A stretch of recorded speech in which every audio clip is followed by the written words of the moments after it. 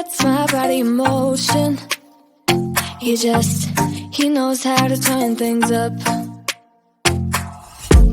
And he knows what gets me going. Yeah, like a little text saying, hey, what's up? They look at me, I'm in a bad situation. Look at him, he's got a bad reputation. They be looking at us, thinking we are too much. Look at me, I'm in a bad situation. Look at him, he's got a bad reputation. They be looking at us. Why do I need to be good all the time? I'm wrapped around his finger, but he is mine. Don't care what they say, too late anyway.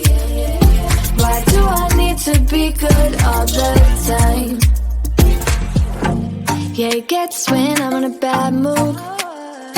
Then he knows how to make it alright. Yeah, I get that you got a history, but I don't wanna think about no other than us. They look at me, I'm in a bad situation. Look at him, he's got a bad reputation. They be looking at us, thinking we are too much. Look at me, I'm in a bad situation. Look at him, he's got a bad reputation. They be looking at us.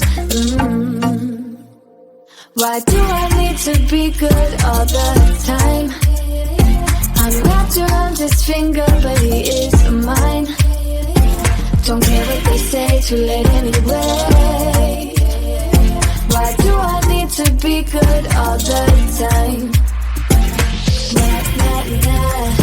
No drama, no drama, yeah. Nah, nah, nah. No drama, no drama, yeah, yeah. Nah, nah, nah. No drama, no drama, yeah. Nah, nah, nah. No drama, no drama, yeah, yeah. Bad history, but what about it? Yeah, he's got a bad history, but I want him anyway. So look at me, I'm in a bad situation. Look at him, he's got a bad reputation, but what about it? Why do I need to be good all the time? I'm wrapped around his finger, but he is mine. Don't care what they say, too late anyway. Why do I need to be good all the